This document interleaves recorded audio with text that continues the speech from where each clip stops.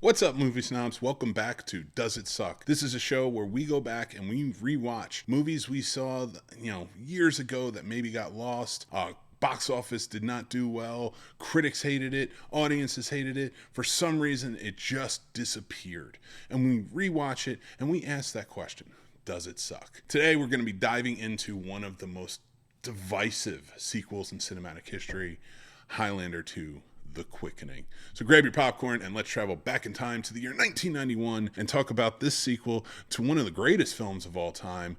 Lots of swordplay here. Two Vulture brothers. Sean Connery back for more as Ramirez. Michael Ironside as a bad guy. A shield over the top of us. And I don't know what else. It's just chaotic. I watched Highlander 2 and let's talk about it. With a premise compared to the first movie that can only be described as a what the hell is this? It takes place in a far off 2024. Connor Macleod is now an old mortal man, just living out his life. He spent the rest of his time after defeating Kurgan developing the shield to go over Earth to protect it from the depleting Earth's ozone layer at the time, which was a huge threat in the 80s. And now the shield is causing the Earth destruction, and a terrorist group wants to tear it down and open it back up, but that might cause radiation poisoning. That is a subplot that's going on in this movie. This is true. And Connor must stop Michael Ironside and corporate greed for some reason, with Ramirez coming back to life. I kid you not, this is the premise to Highlander 2: The Quickening, not even the Renegade version. We'll get to that and more, but yeah, this is what happens in the movie. Highlander 2, quite different than the first Highlander, but let's really get into it. The road to Highlander 2: The Quickening's release was a rocky one, to say the least. Production was crazy, lots of problems everywhere, including the budget that ballooned up. It was like from 30 million straight up to like 34 or more. The creative differences were also abound everywhere, and the director, Russell Malaki, leaving the project midway through due to disputes over the movie's direction, which sort of created that two versions that we get, which I'll get to in a little bit. But yeah, it was problems everywhere, and that is why we got what we got in this movie and why it looks what it is. And the tone is so different, and the story shifts from where we're actually used to from the first Highlander movie. That charm went missing from what we were from the first one to the second one, and why it's tonally different going forward. All these troubles were pretty sad because it really reflected on the box office of Highlander 2: The Quickening. The numbers were just not there. The film only grossed a measly $15 million worldwide, which was a far cry from the hefty budget that it already had, not even considering what it had ballooned out to. It was tough. The popularity of the first one couldn't save it. The stars couldn't save it. Nothing was really coming together for Highlander 2. And the critics weren't any kinder. The Los Angeles Times said that this movie is stupefyingly dreadful. Do you know how far you gotta have to go out of your way to use the word stupefyingly and dreadful about a movie? And it's a sequel to a popular movie? That's harsh. And Rotten Tomatoes rates this film at 0%. 0%.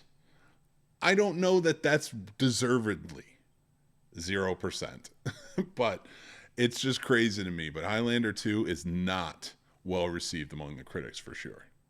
But every cloud has a silver lining, I guess, and ours comes in the form of some kind of trivia. Sean Connery got paid $3.5 million for 9 days of work on this film. That's pretty good.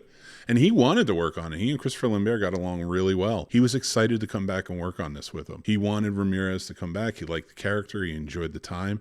So he came back into it. But $3.5 million for that time frame for 9 days worth of work was pretty big. So for a movie to be this bad, have that big of a star, and to do this poorly, man, it was just not in the stars for the sequel to Highlander. And there you have it, folks. The good, the bad, and the ugly of Highlander 2: The Quickening. Even though it's considered one of the worst sequels of all time, it's still a fascinating slice of cinema history. I find it really fun and enjoyable to go back and rewatch.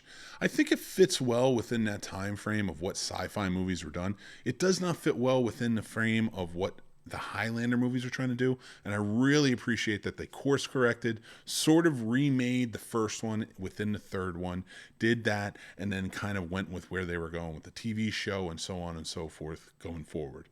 It really helped with the franchise. Maybe I'll do a video about the whole franchise one day, but this one really sticks out like a sore thumb. They tried to rewrite it, they tried to give it a backstory, and it just didn't work.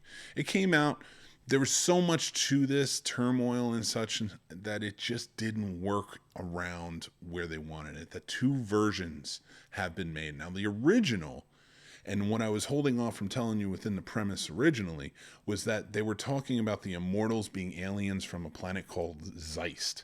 And then they came over and they were banished to Earth and they were immortal here, and then they would duke it out for that prize to be able to get older and die.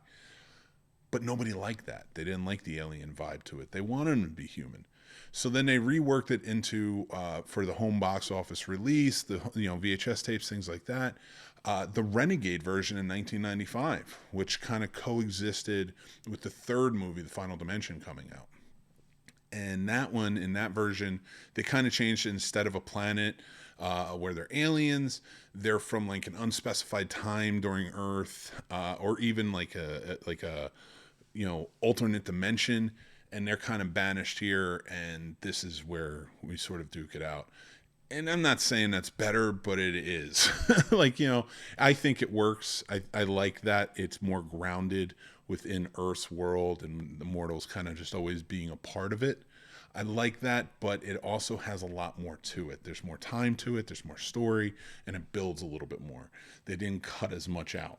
So I do like the Renegade version, but I can always go back and watch the original as well and enjoy it. I think it's a good piece of sci-fi. It doesn't really fit well within the world. It sticks out like a sore thumb, but I do like this movie. It's like a stupid cousin that you have that you can't help but look at and smile. But it's just, it's just one of those movies. It's a stupid movie, but you just enjoy it. It's a cult classic. It's one of my favorites. I would love to hear what you guys think.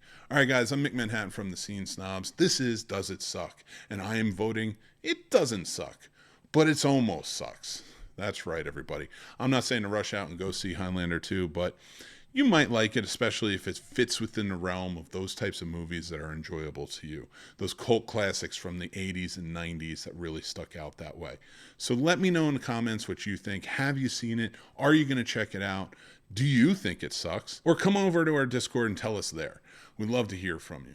Make sure to check out all of our shows over on YouTube. Give us a like and subscribe on this video. Helps us go a long way. And on the channel, I think you'll really appreciate and enjoy what we got going on and all the shows that we have going out there. We're all over podcast platforms. We have tons of great shows like the Scene Snobs podcast, Warp Factor Fiction for Star Trek, and tons more. So thank you guys so much for watching. Check out more. We have great videos coming out all the time. And we'll talk to you guys very soon.